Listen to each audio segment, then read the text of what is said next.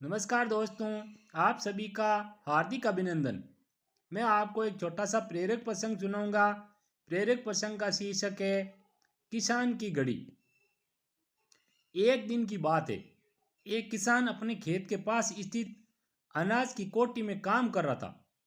काम के समय उसकी घड़ी कहीं खो गई। वह घड़ी उसके पिता द्वारा उसे उपहार में दी गई थी। इस कारण उससे उसका भावनात्मक लगाव था।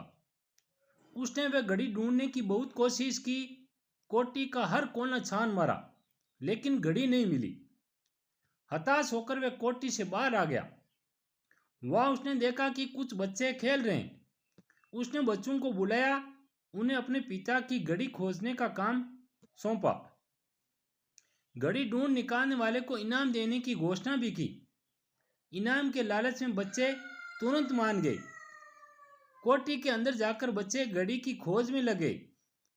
इधर उधर यहाँ वहाँ हर जगह खोजने पर भी घड़ी नहीं मिल पाई। बच्चे थक गए और उन्होंने हार मान ली। किसान ने अब घड़ी मिलने की आस खो दी। बच्चों के जाने के बाद वह कोठी में उदास बैठा था।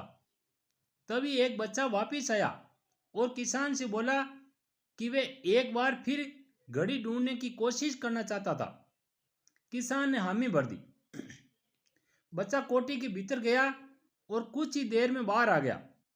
उसके हाथ में किसान की घड़ी थी। जब किसान ने वह घड़ी देखी तो बहुत खुश हुआ।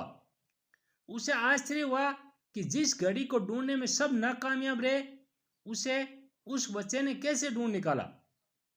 पूछने पर बच्चे ने बताया कि कोठी के भीतर जाकर वह चुपचाप एक जगह खड़ा हो गया और सुनने लगा। शांति में उसे घड़ी की टिक टिक की आवाज सुनाई पड़ी और उस आवाज की दिशा में खोजने पर उसे वह घड़ी मिल गई। किसान ने बच्चे को शाबाशी दी और इनाम देकर विदा किया। शिक्षा। शांति हमारे मन और मस्तिष्क को एकाग्र करती है और ये एकाग्र मन स्थिति जीवन की दिशा निर्धारित करने में सहायक है। इसलिए दिन भर में कुछ समय हमें अवश्य निकालना चाहिए जब हम शांति से बैठकर मनन कर सके। अन्यथा शोरगुल भरी इस दुनिया में हम उलझ कर रह जाएंगे। हम कभी न खुद को जान पाएंगे न अपने मन को।